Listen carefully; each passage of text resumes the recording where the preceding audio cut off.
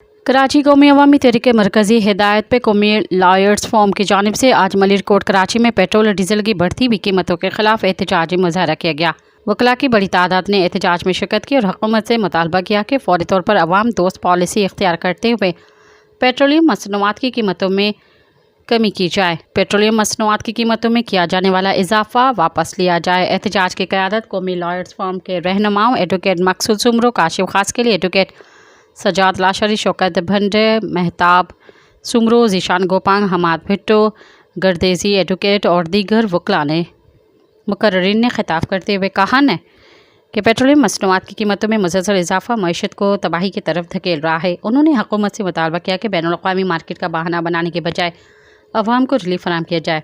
शुरा ने हुकूमत को खबरदार किया कि अगर कीमतों में कमी न की गई तो मुल्क भर की अदालतों में मज़ीद एहतजाजी तहरीकें चलाई जाएंगी। सब्सक्राइब कयो अवामी न्यूज़ HD के ताज़ा तरीन ख़बरुन ला ॾिसंदा रहो अवामी न्यूज़ HD।